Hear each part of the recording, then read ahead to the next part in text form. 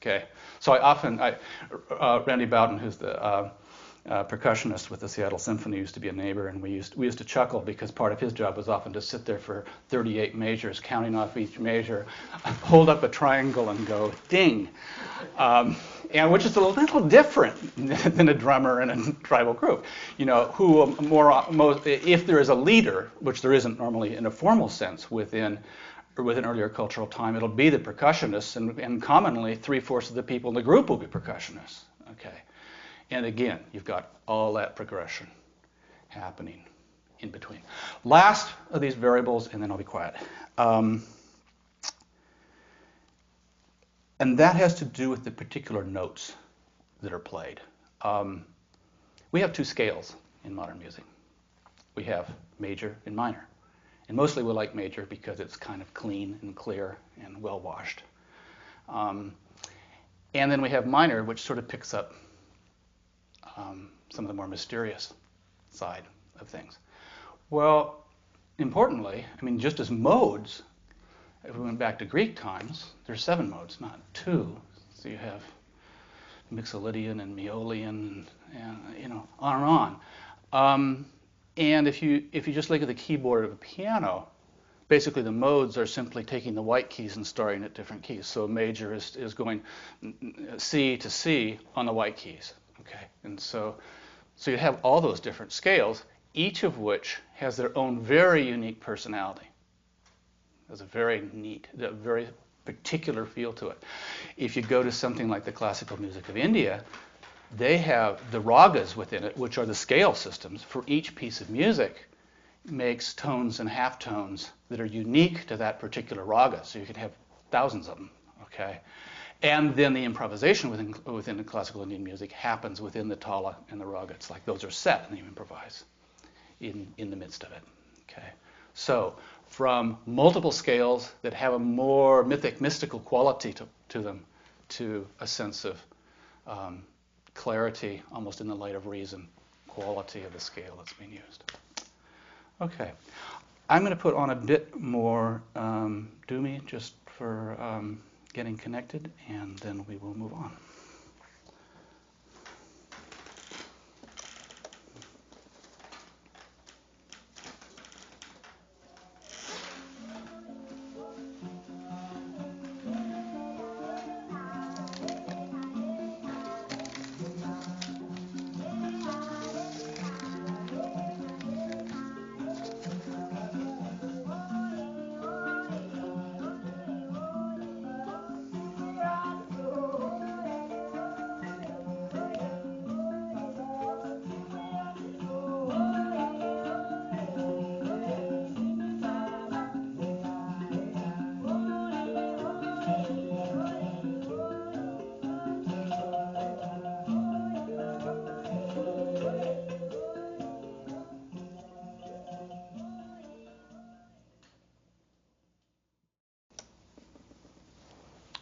We'll be approaching this whole thing sort of like a wine tasting. So we'll play the reality of one stage and get into that experience, and then at a certain point I'll say, cleanse your palate, and we'll move into a whole different reality. We'll act as if those realities are very separate. In fact, they overlap sort of like tectonic plates, okay? But for what we're doing. So we begin in the beginning, before time as we know it, in a world of darkness, in a world of an unbroken whole. Okay, that whole has huge complexity inside of it. Okay, it's not unitary. Okay, but it's the links of connection that most tie, that most define that whole. So we're up here in the preaxial. Okay. In a creative act, this is incubation. It's the place before I have a sense of what the form may be. The primary intelligence in preaxial is kinesthetic. It's cellular intelligence. So in fact, I may have no concept of what's going to be, but I may have an inkling. An inkling is a bodily state. So I'm working on a piece of sculpture, and I have this piece of stone, and I hold it and I look at it. But I don't have a picture of what's to be born out of that piece of stone. But somehow I know that piece of stone is important to me. And I'm pretty certain something's going to happen. Okay. I'm writing. One of my styles in writing is that I constantly have ideas and write them down on little slips of paper and tear up those slips of paper and toss them in a box, or 4 or 5 boxes, But I have no idea what I'm going to write about, And then at a certain time I sort of get the feeling of, ooh, I think there's going to be a book wanting to happen. And I start going through those slips of paper. Okay. And I'm incubating. I'm going all over the place with it. In a relationship, this is a time before formal relationship. It might be a friendship, it may be an intimacy. And it may be that you don't know this person, or it may be that you know this person very well. It's just that there is a kind of spark that hasn't quite happened yet to have it happen, to have it go. In my experience with relationships is we think they just happen, but in fact, in my experience, it's very rare that we make relationship unless we have prepared internal space in ourselves for it. And the incubation process is part of making available space for another person within our own being in some way. In a lifetime, this is a perinatal period in the womb, first few months of life. Notice the intelligence is primarily kinesthetic intelligence. How does an infant relate to their world? As movement, as taste, okay, as touch, almost not visually that much, certainly not cognitively. Okay. What's the world look like from that place? What's important from that place? In culture, we're talking about quite a span, really, from sort of the emergence of the species a couple of million years ago, okay, pretty much up to sort of the beginning of formal agriculture. Okay, I mean, for lack of a better term, we can just talk in terms of tribal culture, but it's a terribly simplistic term. Okay. That reality is defined by that unbroken whole in lots of very interesting related ways. And again, when I say the unbroken whole, I'm not saying unity. I think there's a huge complexity, but what binds it is the interconnections with it. So within, if you're in a tribal reality, what defines truth or what defines health? Well, the bottom line comes close to saying it's one's depth of connection in nature. Okay. What's identity? Identity is immensely tied to your existence within the tribe, within that whole that you are held in. So within a tribal reality, very common within a tribal reality, if you break a taboo and are asked to leave the tribe, you will simply die. It's not like anything happens to you. You just go out and you die. Okay, existence is part of that. It's also unitary in terms of time. Okay, because time, in earliest times, time is relative in time. Okay, tends to be largely cyclic. Okay, so instead of thinking about progress in a future linear thing, picture you instead it's like the turning of the seasons. It's like that water wheel. Okay, you have the turning of the seasons, and with that, where are your ancestors? They off that place? No, they're stacked in the moment, in that reality of that cyclic picture.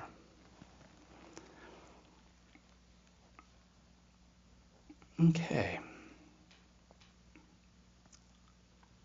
I'd like you to imagine that you're in Australia, say 1,000 years ago. It's a small band. It's the evening. There's a couple people with instruments. A couple of them are long, hollowed-out pieces of wood called didgeridoos. They used to have them hollowed out by termites, and now they use PVC water pipe because they like the sound better.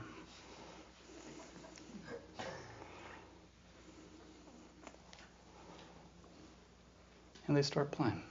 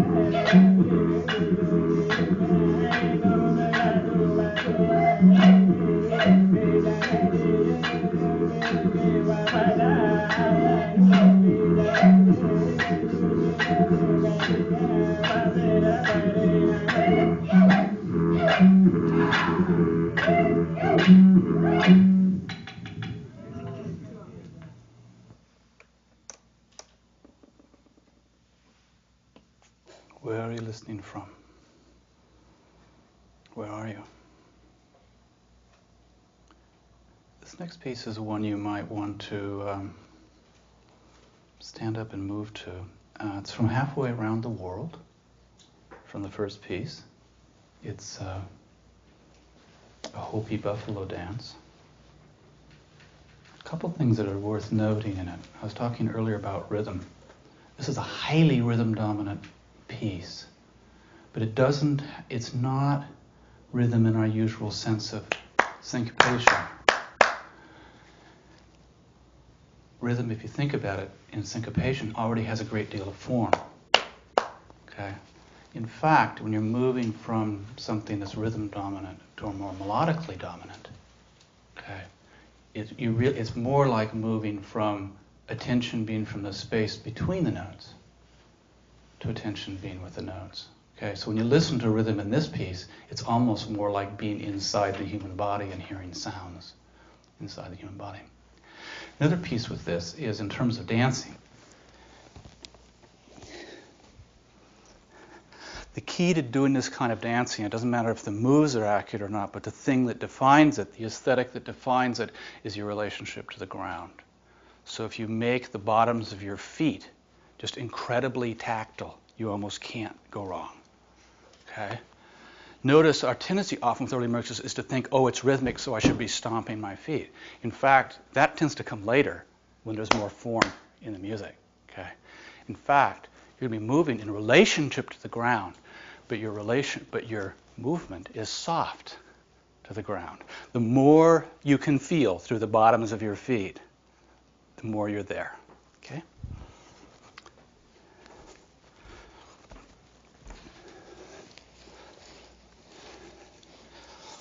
So, Hopi buffalo dance and dance.